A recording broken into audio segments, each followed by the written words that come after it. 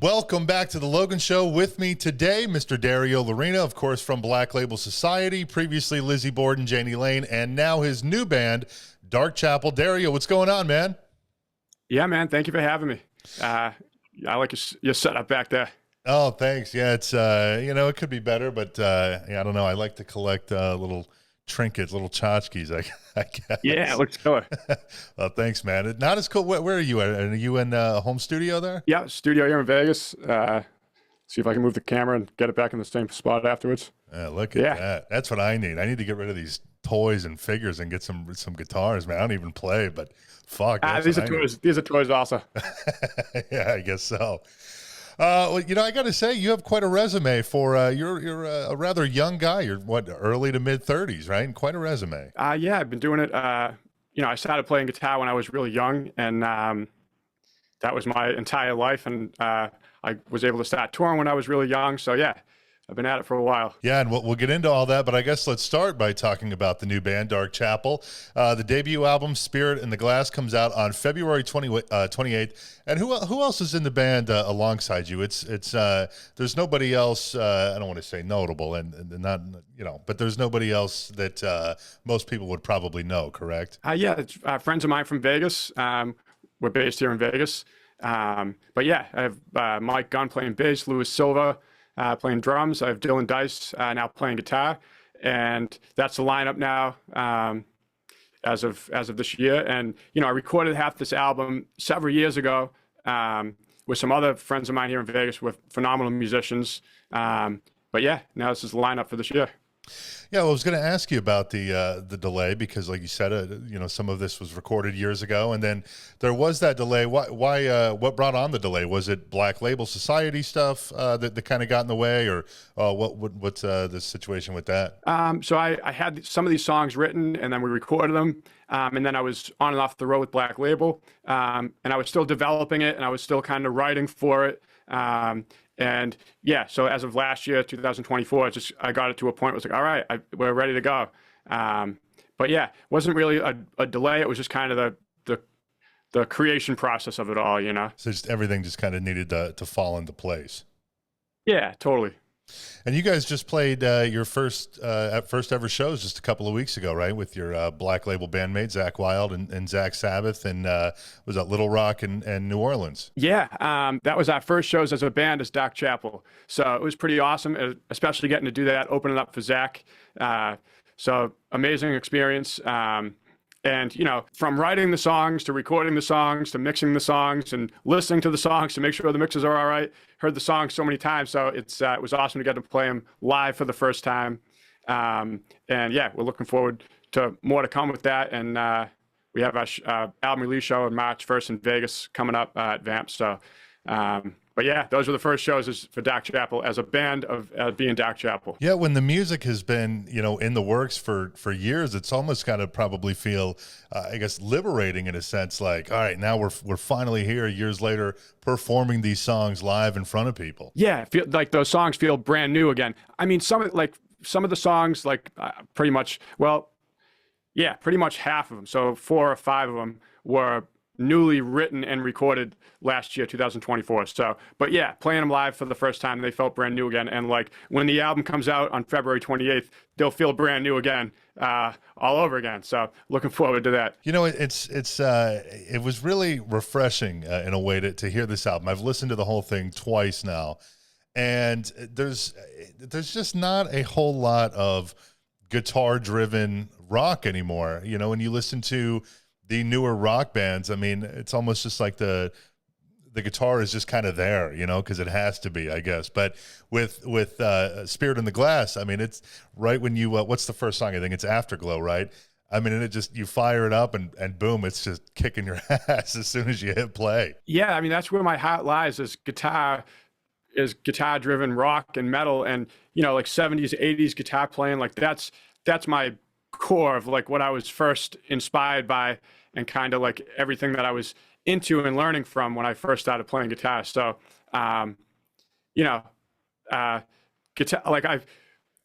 guitar playing is I'm a guitar player, and then hopefully the singing and everything else just falls into place and can follow it afterwards. But I just think of guitar playing, so that's what I'm that's what's coming out naturally, and I'm building the rest from there. Well, and you bring up the singing, which obviously is probably one of the most noteworthy things about this record, is that for the first time ever, not only are you playing guitar, but you're handling all the vocals on it as well.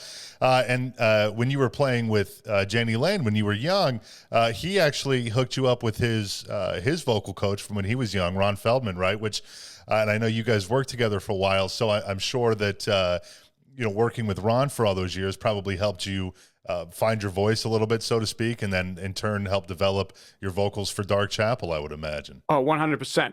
Yeah, because I met Ron through Jani, touring with Jani, and I was probably 17 or 18 when I met Ron towards it might have been a little earlier than that. Yeah, no, I was probably around there because I started playing with Jani when I was 16, and I only, I was focused on guitar playing, and like when I would hear a singer, I would just think like, oh, they just have that magic. They can just open their mouth and sing like that, So I was like, oh, I guess I'm not a singer, But just over time, just being a musician, like you want to start just you're singing to the songs you're writing or whatever, or you're hearing melodies in your head and you're trying to create as you're going. So when I was working with Ron, he definitely helped me find that there's a voice in there. And then that was like 18, 19 or whatever. So then I was just developing it from there as far as like writing songs and demoing songs and recording songs,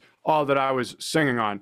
For me, it took a while to develop where I felt like, okay, I'm ready to go with this. But yeah, I mean, I met him after a show somewhere, and I was in my hotel room. He's like, I want to give you a vocal lesson, and then show me how to sing a little bit, how to like use technique or whatever. And then when I got home from that tour, he met with me like once a week on Skype for a long time and showed me, exercises to do and how to play a piano scale and then how to sing that scale and read the music and sing and play all at the same time. And yeah, so that really helped me get a start going, and then I just worked on it from there. Well, and piano is also on this record.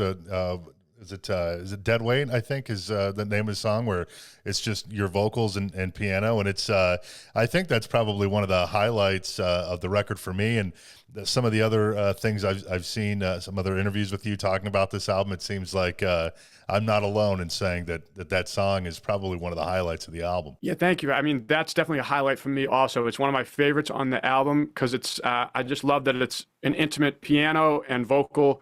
It's raw. It's it's bookended by guitar-driven heavy stuff, and this is like right in the middle. But I love it because it's totally different, and it's a really personal song, and you can kind of interpret it many different ways as far as how it might relate to you on an emotional, your own emotional level. But yeah, Dead Weight, it's one of my favorite songs, and I recorded this song on this baby grand I have here that doesn't hold the tune too well. So it sounds cool when you're writing because it's kind of haunting, but then you hit record, you're like, oh no, it's not going to work. So I found I recorded on a baby grand here in Vegas at this awesome studio here with my engineer Sean, and yeah, the song came out beautifully as far as how it got recorded, and yeah, it's one of my favorites on the album. So, of course, you've put out a couple of solo records on Shrapnel Records. Why the decision to do Dark Chapel? Was it sort of something that just kind of felt like the next natural step in evolving as both a musician and evolving in your career, or had you always kind of had the intention of at some point starting your own band where you're kind of in control? It definitely felt like a natural evolution. I did those instrumental albums, and that was all guitar focused. And at the time, I was still developing singing and writing. So it just felt like a natural evolution. And to me, this just feels like a continuation of writing what I would, guitar-driven instrumental music. And as far as the same process that I would take as far as writing it or arranging it and structuring the music. And now instead of guitar solos in the verses, I'm putting lyrics and vocals. So it just feels like a natural continuation. Would you, do you ever intend on doing another solo instrumental record at some point? Right now, I'm definitely focused on singing and writing songs in that direction, but you never know. You never know what might arise. But for me, it's all Dark Chapel at the moment. When you put out your first instrumental record back in 2013, the self-titled, was the initial intent at that time to try to, because obviously that was after Jani Lane. You were still when you put out that first record, I think you were still in Lizzy Borden, right? Yep. But was the intent to try to build a career as a solo artist, or something like Steve Vai or Joe Satriani, something like that, or was it really just kind of a project that I just kind of wanted to do without really having any sort of expectation about where it could potentially, what it could turn into? Yeah, I mean, to me, it was just all guitar playing. I was playing guitars, guitar in bands, and a lot of guys that I looked up to were a part of Shrapnel along their journey. So I was psyched for that opportunity, and it just felt like a cool thing as a guitar player to have done, and I really enjoyed it. And at the time, as far as whatever point you're at along your journey, it's like it helps you develop. Like for me, whatever chops I had going at the moment, it really helps you develop them and sharpen them. And then even though it's instrumental music, you're still songwriting and arranging music. So that helps, that led into Dark Chapel, writing music. But yeah, I did that first one, and then I did that second one in 2017, Death Grip Tribulations, which was another instrumental. So from 2013, a self-titled instrumental, to Death Grip, to now Dark Chapel, just feels like a complete natural evolution. Yeah, I feel like I said in the beginning, I'm not a guitar player, but I love watching and listening to guitarists, and I feel like now more than ever, it's almost harder than ever to have a career as just simply a solo guitarist. I've known a few guys over the years that are just absolutely incredible players. They try to build out a solo career, but it's very tough to get going. So they have to take gigs playing with other people or whatever, and their solo career just kind of becomes something that just kind of has to get put on the back burner. Why do you think that is these days? I mean, obviously it's not a very mainstream thing, right? I mean, not everybody just wants to listen to somebody playing guitar for 45 minutes on an album, but with the age of YouTube and social media, and you can just fire up TikTok and find a million people playing guitar, I don't know, maybe it's a little harder to impress the general public these days, but I do feel like in a sense it is a little bit of a lost art, I guess, in a way. There's definitely, a lot going on with the internet, but that can be a tool, and for me, it's just, I'm just thinking every day I'm doing something musical, and, that can be considered, your career. If you're doing it on social media, that's awesome. You're still doing it.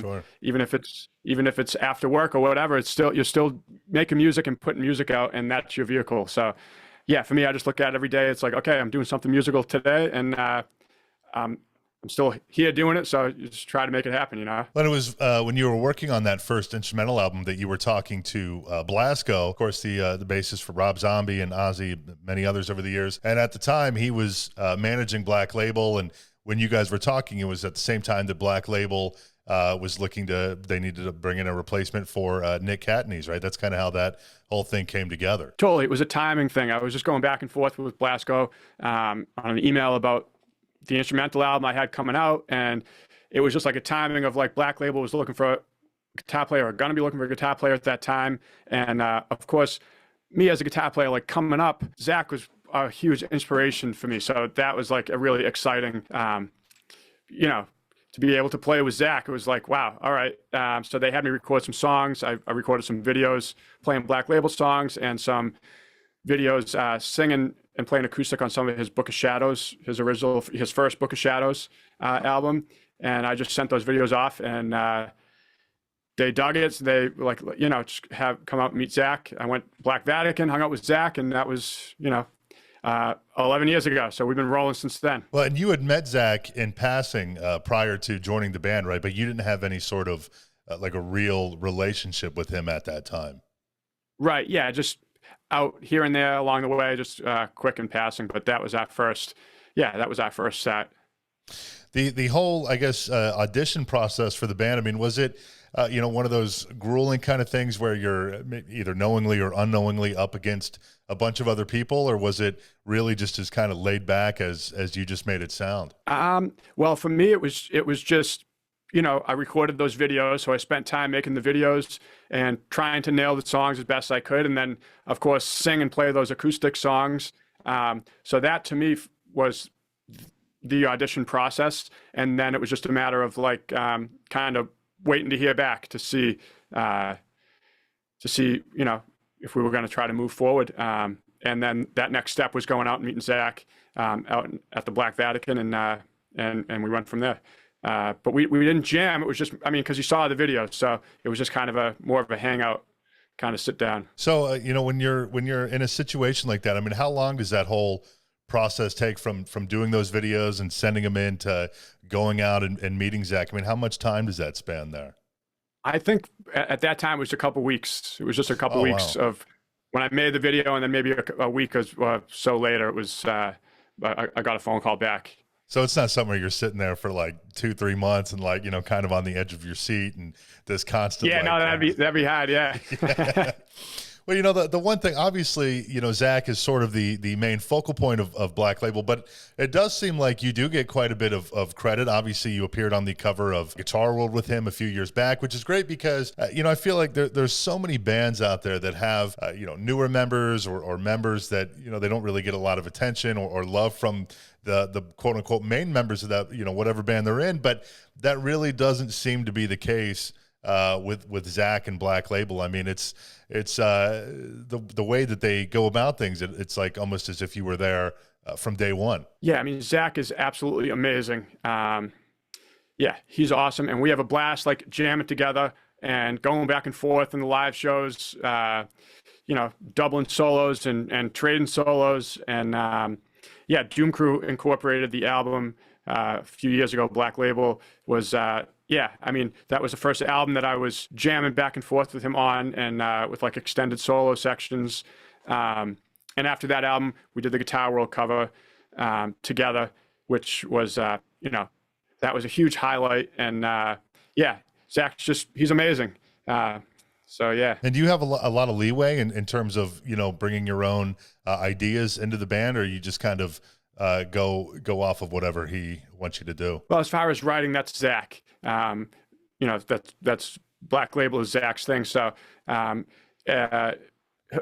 like he'll have the songs and then he'll send them over to me. Like, everything's written. It's like, here's your solo section part, do your thing to it. And at the end we'll harmonize or whatever, or we'll do an octave thing. And live, it's just kind of an organic, whatever's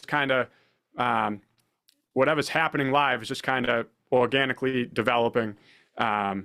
That's pretty much the process. Well, one last thing with Black Label before we move on, and I don't really know how much you can speak to this, but I will say I was a little surprised earlier this week. I think that the thing that's dominated the news this week in terms of rock and metal is, of course, the Black Sabbath final show that's happening this summer. Obviously, Zakk is going to be there, and he's going to be there with Pantera, but I was a little surprised to not see Black Label listed as one of the other bands that was performing, given the history with Ozzy. I don't know how much you how deep into the business of the band you are, but that did surprise me nonetheless. Yeah, that show is going to be absolutely incredible. What a lineup on that. As far as the booking stuff, that's not my department, but it's going to be an exciting day for sure. Yeah, it's I really wish it's too expensive to get over there, but my God, that's going to be like one of the most historical shows ever. It'll be, absolutely. People will be talking about that years from now. It's such a massive thing. Totally. Can't wait to see videos from that. That's going to be amazing. Yeah, no kidding. So I want to jump back to the start of your career, because, of course, I would be remiss if we didn't talk about your time with both Lizzy Borden and Jani Lane, because it's just so wild to me that you are 16 years old at the time. You get this gig with Jani Lane, a young kid, like you said, completely obsessed with the guitar. Your parents were supportive of you, though, right? They were they wanted you to make a career out of this, right? And your dad, I think you said, was into heavier music, which I'm sure is kind of how you became a rock and metal guy. Yeah, definitely. My family was musical, so I was around music. My dad played drums. My mom was taking piano lessons, and my uncles, one played guitar, one sang, one played bass. Everybody was my whole family was into music. And of course, my dad, was into heavy music, and still today's, I'm showing him Rammstein, and he's all into it, But yeah, I mean, like driving around with him as a kid, I would be pulling out like Van Halen and Alice in Chains and Queensryche and just that kind of music. And so I got a guitar when I was 6, and that was it. I ran with it pretty much. And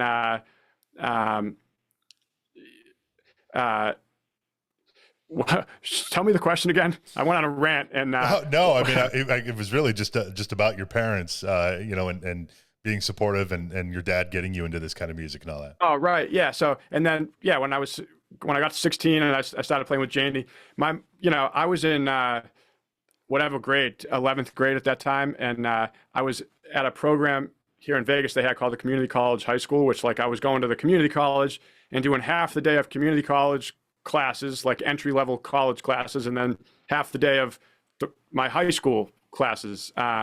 So at the end of 11th grade is when I started playing with Jani. So my parents were definitely supportive because I was music, playing in bands as a kid and doing whatever up until that time. But then when it was like, you got this playing with Jani and you're going to go on the road, my mom was definitely a little bit like, well, what's going on here? You know what I mean? But but they were totally supportive, and I finished school. I did it online, and when I would come home from the road, I would go in and do your weekly testing or whatever, and finish school. But yeah, they were totally supportive. And so what? You see this ad on MySpace when you're 16 that Jani needs a new guitarist, and you reach out, you go back and forth, and then you end up going to LA to audition. You meet him, and I think you said too at that your first meeting with Jani, he was drumming. Yeah, because I mean, so I saw the ad on MySpace.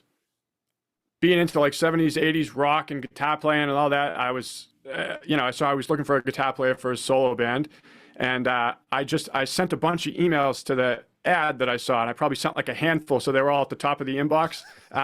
But they got back to me, and I met Jani in a rehearsal room, and he played drums and sang as we jammed on like Warrant songs, like a handful of the hit Warrant songs, Uncle Tom's Cabin. He's playing drums and singing, and then like talking about Ron Feldman earlier. Then I learned that Jani, I believe Jani like was in a band way before Warrant where he was singing, lead vocals and playing drums. I think the band was called Dorian Gray. But yeah, no, he was a phenomenal drummer, and we just jammed and it went well, and that was pretty much the process. Yeah, I never got to meet Jani Lane. I'm just a little too young, anyways. But I mean, I'm still in my 20s, but I'm kind of not from the exact same area, but from in the surrounding area where Jani Lane is from in Ohio. And so, I mean, plenty of people that I've met over the years that grew up with him and knew him very well. And everybody speaks about, what a great guy is, what a talented guy was. Everybody, so many people hear Warrant and they're like, oh my God, that fucking Cherry Pie song, I hate it. Yeah. But he really was such a great songwriter, beyond Cherry Pie. But even Cherry Pie is, hey, if you can write a song like that, as silly as that is, and make it such a massive hit, that right there is a testament to being a great songwriter. Oh, 100%. Yeah, but he was an amazing guy, and I really enjoyed my time with him. And yeah, there's a lot of gems on those Warrant albums. The earlier ones and the later ones. One of my favorite songs is Stronger Now. Beautifully written song. But yeah, as a songwriter, he was incredible. So when you joined up with him, was this the time that he had the project was initially Jani Lane's Warrant, then he had to change it to just Jani Lane because there was some issues with the members from Warrant? Was that what this was when you joined? I'm not sure exactly what it was called. Like when I first, from my memory, I think it was just Jani Lane. I don't know anything outside of that. I think it was just Jani Lane. Okay.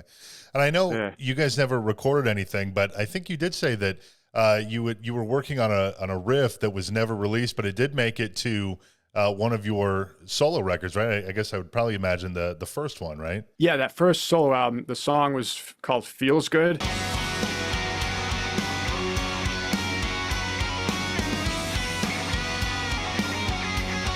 That's the riff that I was playing on an acoustic, and then from there we were just jamming on this melody thing that I was playing, and he was pointing to that part, saying like, you know, this is what writing's about, is just like coming up with this melody that was behind this chord progression, and you know, we were just sitting there writing, kind of playing acoustic guitars together.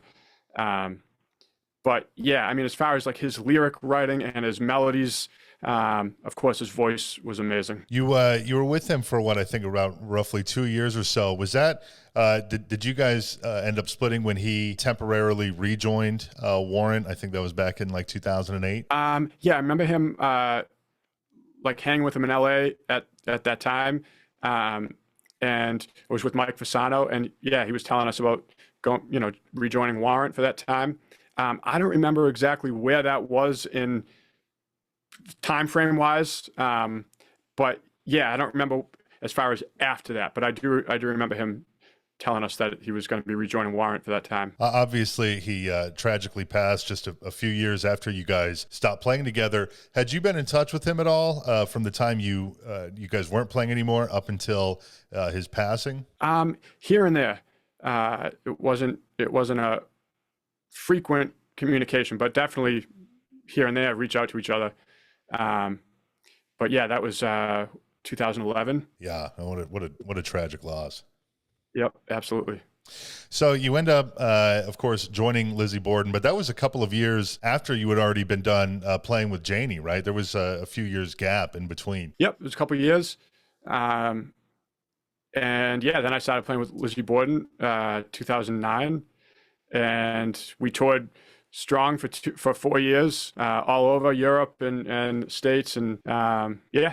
So up until about 2013. With that gap in between Jani and Lizzy Borden, were you trying to just find another gig, or what were you doing in that time there? Yeah, so I had an original band happening we were called Carnival, and that was stuff we were jamming on within that time, and then I don't think anything ever got released, but we had a lot of demos rolling, and then yeah, from there I started playing with Lizzy. And how does that whole thing come about with Lizzy? So Lizzy, the bass player in the band at the time, Martin Anderson, we had a mutual friend, and Lizzy was looking for a guitar player, and they kind of put us in contact. And, you know, like Lizzy's had a lot of great guitar players like on his albums and tours with. So when I was, of course, when that got brought up about playing with Lizzy, I was psyched because that guitar playing, and of course his music is awesome. So learning a lot of that was definitely challenging and inspiring. But yeah, so they were just like, come out to LA, let's jam in Lizzy's rehearsal room, and we jammed, and yeah, everything went great. And Keep It True in Germany was our first show a few weeks after that. So yeah, it was a blast. Well, a few more things before we wrap it up. I know we're running out of time here, but I was actually going to bring up some of the festivals that you did with Lizzy, because I think when you were playing with Jani, obviously it was a lot more, you know, club band type of stuff. And then you end up doing, you get the Lizzy gig, and you're doing these, you know, crazy huge festivals over in Europe and things like that. So I'm sure, in a sense, doing stuff like that sort of, I guess, seasoned you up a bit for the eventual Black Label gig. So when you went into that band, you were kind of already used to playing those bigger events and all that kind of stuff, I would imagine. Yeah, definitely. Yeah, I mean, the Marshalls might feel like they sound a lot louder on that first Black Label gig, even if they're at the same volume. It definitely felt like, oh yeah, these things are cranking. But yeah, no, it just yeah, it's just, as far as it feels the same as far as playing festivals and playing all those types of places. When you remained with Lizzy until you got the Black Label gig, had the Black Label thing not happened, do you think you would have stayed in Lizzy Borden for a while, or had you already kind of reached the point of wanting to move on and maybe do something different? Ooh, you know what? I am not sure. It just, things just kind of naturally happen, and then that's the path you're on. But I'm not sure. I don't know at that time. Well, I guess as we wrap this up, circling back to Dark Chapel, I got to say it's got to feel in a sense maybe therapeutic, kind of having, you know, coming from playing with Jani Lane, Lizzy Borden, even Black Label, where you're always kind of just, you know, doing whatever you're told to do, and now you're doing your own thing where you're in total control. So it's got to be great to finally have Dark Chapel up and running, having this record come out here in just a few weeks, and yeah, it's got to feel great. Yeah, I'm psyched. I'm psyched for everybody to hear the whole album, and really psyched on Dark Chapel and everything we have to come. So yeah, February 28th, the whole album will be out.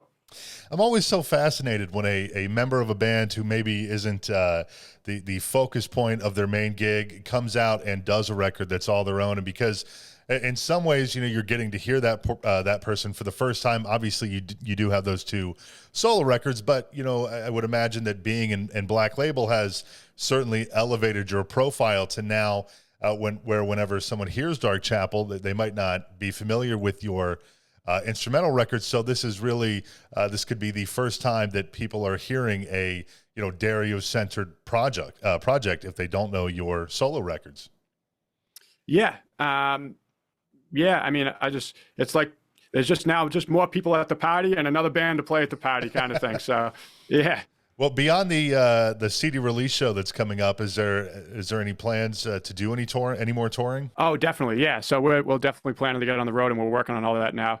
And Dark Chapel's just getting going, so we're looking forward to all to come. And you've got some stuff. I know you're doing Milwaukee Metal Fest with Black Label. Anything else beyond that's coming up that you can talk about? Zakk's Berserkus Festival, I believe this year in the summer, and then yeah, I think Black Label next year, and then everything happening with Dark Chapel. Well, Spirit in the Glass comes out on February 28th. 2 singles out right now, Hollow Smile and Glass Heart. Dario, thanks so much for coming on, man. Really appreciate you taking some time. Yeah, man. No, thank you for having me.